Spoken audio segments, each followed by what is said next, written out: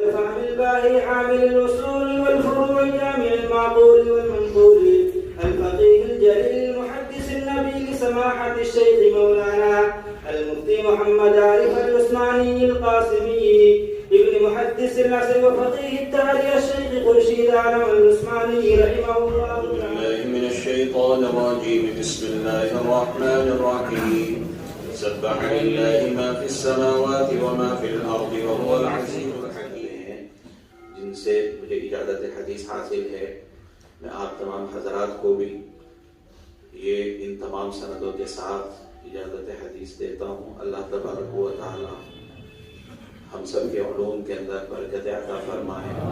अल्लाह रब्बुल इज़्ज़त आप सबको इल्म नाफ़े, इल्म मक़बूल अता फरमाए। सलाह फलाह तक़वा और परहेज़गारी की दौलत से माला माल फरमाए। तो हम गुलशने इल्मे नबूवत में रहे, इल्म के सूरज से हम सब रोशनी पाते रहे। अस्सलामु अलैकुम वरहमतुल्लाहि वबरकातुह। दोस्तों, आज दारुल उलूम वक़्फ़ देवबंद में तकमील अबू दाऊद शरीफ है इंशाअल्लाह ताला।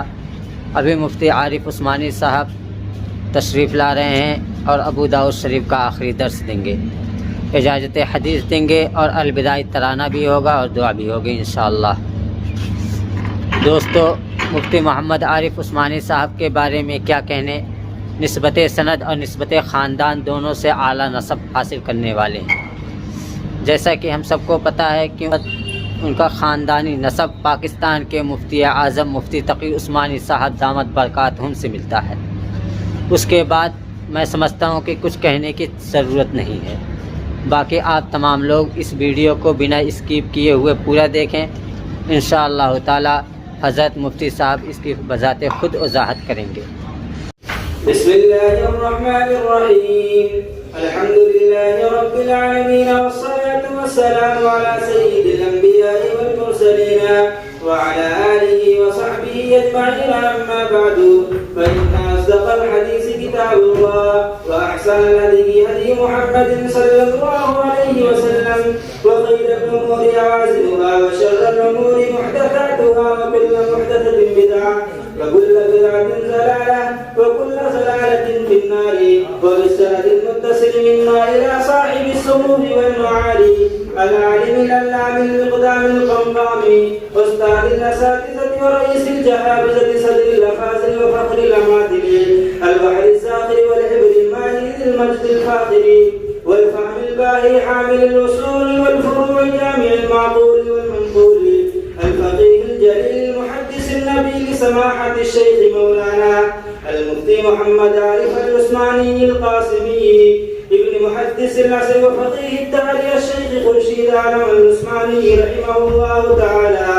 أدام الله زلاله علينا وكثر الله أمثاله فينا ومتعنا بعلومه وفيوزه آمين يا رب العالمين. أنه قال: حدثني محمد الإسلام القاسمي عن الشيخ عبد الأحد الديوبندي عن الشيخ مولانا إعزاز علي المعروف بشيخ الأدب عن شيخ الهند قاسم النانوتبي عن الشاه عبد الغني المجددي عن الشاه محمد إسحاق الدهلوي عن الشاه عبد العزيز الدهلوي عن مسند الهند الشاه ولي الله بن عبد الرحيم الدهلوي عن الشيخ أبي الطاهر محمد بن إبراهيم المديني عن الشيخ حسن بن العجيمي عن الشيخ عيسى المغربي عن الشيخ شهاب الدين أحمد بن محمد الخفاحي عن الشيخ مسند الوقت بدر الدين حسن البرقي عن الشيخ الحافظ أبي الفزل جلال الدين السيوطي عن الشيخ محمد بن مقبل الحلبي عن الشيخ صلاح بن أبي عمر المقدسي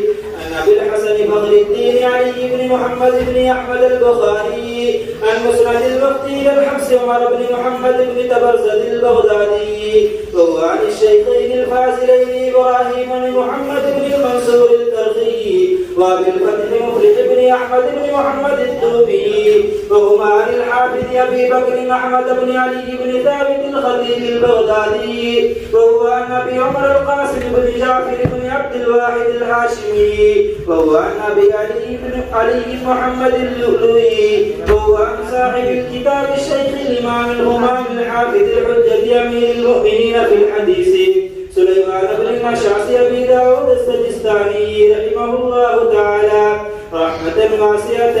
اللهم انفعنا وارفعنا بعلومهم وفيوزهم آمين يا رب العالمين. أنه قال وبه قال حدثنا عثمان بن أبي شيبة حدثنا جرير عن عبد العزيز بن رفيع عن عبيد الله بن الخدرية عن أم سلمة رضي الله تعالى عنها عن النبي صلى الله عليه وسلم بقصة جيش الخسف.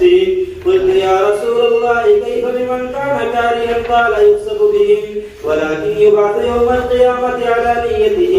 قال أبو داود وحدثت عن هارون بن المغيرة قال حدثنا عمرو بن أبي قيس عن شعيب بن خالد عن أبي إسحاق قال علي ونظر إلى ابنه الحسن فقال إن ابني هذا سيد كما سماه النبي صلى الله عليه وسلم، وسيخرج من صلبه رجل يسمى باسم نبيكم صلى الله عليه وسلم يشبهه في الخلق ولا يشبهه في الخلق. ثم ذكر قصة يملأ الأرض عدلا.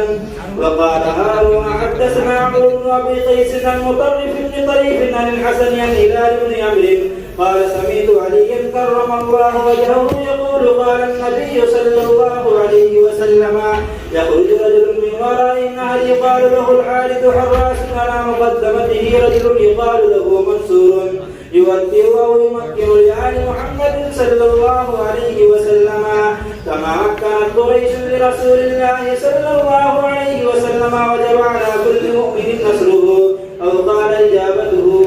محمد इब्न मोहम्मद अव्वामा हलबी जो मदीना मुनव्वरा में मुकीम हैं और यहाँ दारुल हदीस में तशरीफ लाए थे, उनसे भी हासिल है।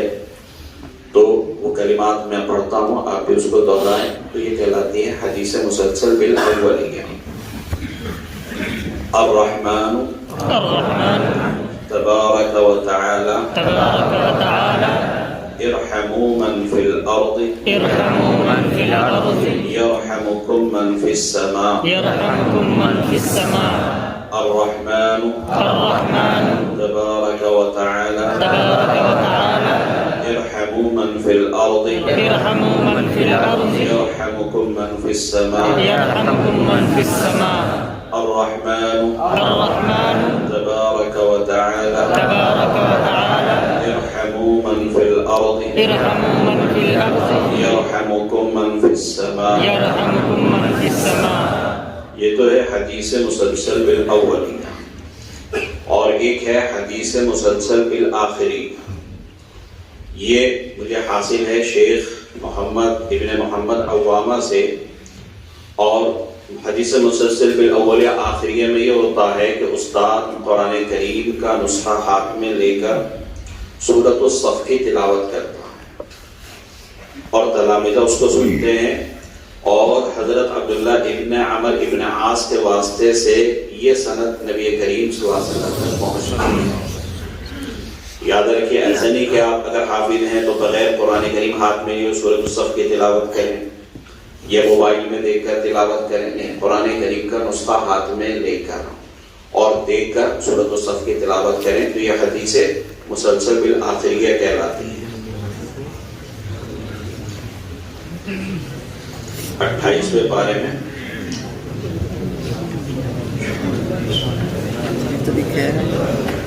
अऊज़ु बिल्लाहि मिनश शैतानिर रजीम बिस्मिल्लाहिर रहमानिर रहीम सब्बह लिल्लाहि मा फिस समावाति व मा फिल अर्दि व हुवल अज़ीज़ुल हकीम।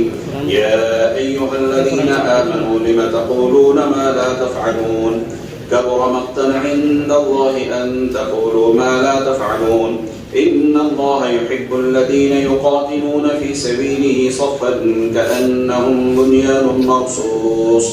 وإذ قال موسى لقومه يا قوم لم تؤذونني وقد تعلمون أني رسول الله إليكم فلما زاغوا أزاغ الله قلوبهم والله لا يهدي القوم الفاسقين وإذ قال عيسى ابن مريم يا بني إسرائيل إني رسول الله إليكم مصدقا لما بين يدي من التوراة ومبشرا برسول يأتي من بعد اسمه أحمد فلما جاءهم بالبينات قالوا هذا سحر مبين ومن أظلم ممن افترى على الله الكذب وهو يدعى إلى الإسلام والله لا يهدي القوم الظالمين يريدون ليطفئوا نور الله بأفواههم والله متم نوره ولو كره الكافرون هو الذي أرسل رسوله بالهدى ودين الحق ليظهره على الدين كله ولو كره المشركون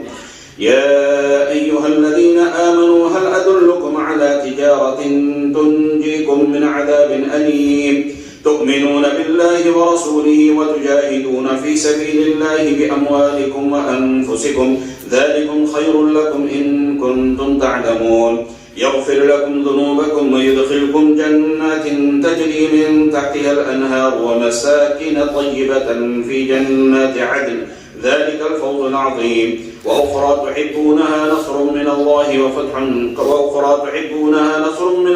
وفتح قريب وبشر المؤمنين يا أيها الذين آمنوا كونوا أنصار الله كما قال عيسى ابن مريم للحواريين من أنصاري إلى الله قال الحواريون نحن أنصار الله فآمنت طائفة من بني إسرائيل وكفرت طائفة فأيدنا الذين آمنوا على عدوهم فأصبحوا ظاهرين.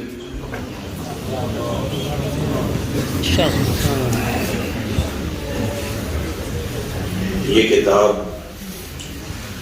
ابو داؤد شریف جلد ثانی میں نے پڑھی ہے. حضرت مولانا محمد اسلام صاحب نور اللہ مرقدہ سے, اور اس کا جلد اول اس کی میں نے پڑھی ہے حضرت مولانا محمد حسن مانوی نور اللہ مرقدہ سے, اور بخاری شریف میں نے پڑھی اور اجازت حاصل ہے حضرت مولانا محمد سالم صاحب قاسمی, حضرت مولانا سید اندر شاہ کشمیری اور حضرت مولانا محمد رحیم صاحب اور والد مرحوم حضرت مولانا خورشید عالم صاحب نور اللہ مرقدہ سے. ان میں سب سے عالی سند ہے حضرت مولانا نعیم صاحب نور اللہ مرقدہ کی, جیسے کہ آپ دیکھیں گے کہ وہ شاگرد ہیں حضرت مولانا عبد الرحمن امروہوی کی, اور وہ شاگرد ہیں حضرت نانوتوی کے. سب سے کم واسطہ. تو بخاری شریف ان حضرات سے پڑھی, اور بخاری شریف کے علاوہ دیگر تمام کتب کی ان چاروں حضرات سے بھی اجازت حدیث حاصل ہے. اس کے علاوہ حضرت مولانا اسلام صاحب سے, حضرت مولانا جمیل صاحب سے, حضرت مولانا محمد اسلام صاحب سے, اور موطا مالک مولانا مفتی انوار صاحب سے ہم نے پڑھی. تو ان تمام حضرات سے اجازت حدیث حاصل ہے. 10 سندیں جو آپ کے پاس پہنچی ہے اس کے اندر لکھی ہوئی ہے. 11ویں سند ہے مولانا الیاس مفتاحی, ان کو اجازت حدیث حاصل ہے مولانا فخر الدین مراد آبادی, اور مولانا فخر الدین کو حضرت گنگوہی سے, اور ان کو اجازت حدیث حاصل ہے حضرت مولانا مسیح اللہ خان صاحب سے, اور مولانا مسیح اللہ خان صاحب حضرت مدنی مولانا حسین مدنی کے شاگرد ہیں, ان سے کو اجازت حدیث حاصل ہے. تو یہ 11 سندیں ہیں جن سے مجھے اجازت حدیث حاصل ہے.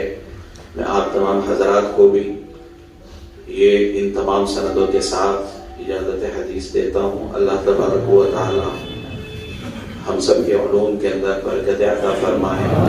اللہ رب العزت آپ سب کو علم نافع, علم مقبول عطا فرمائے. صلاح فلاح تقوی اور پرہیزگاری کی دولت سے مالا مال فرمائے. 3 بار سورۃ اخلاص پڑھیے, اور ان تمام حضرات محدثین کی خدمت عالیہ میں ثواب کا نذرانہ پیش کریں. جو درس ہم سب کو دیا مدتوں ہم گل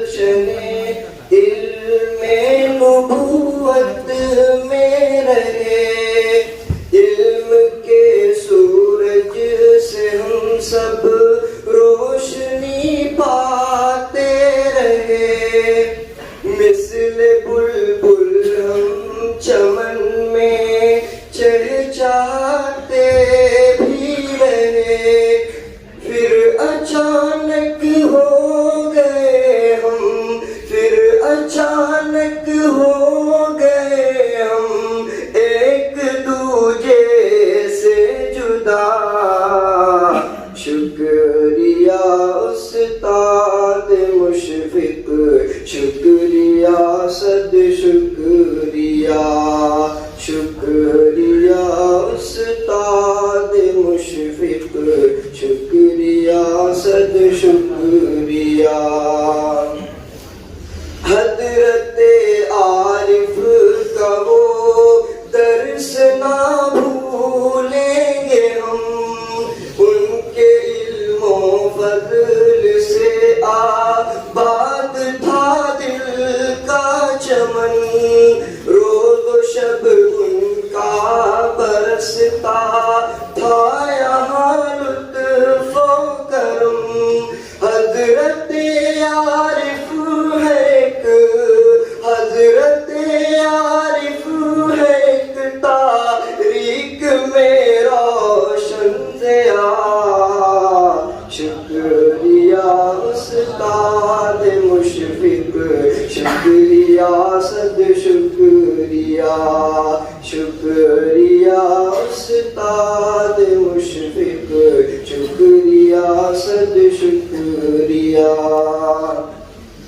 ترجمانی یاد آئے گی ہمیں عمار کی ترجمانی تھی زبیر احمد کی وہ ذیشان تھی خستہ حالت ہو گئی ہے دیکھ لو عفان کی ہے جدائی کا یہ لمحہ ہے جدائی کا یہ لمحہ گویا ہے ایک حادثہ شکریہ استاد مشفق شکریہ صد شکریہ شکریہ استاد مشفق شکریہ صد شکریہ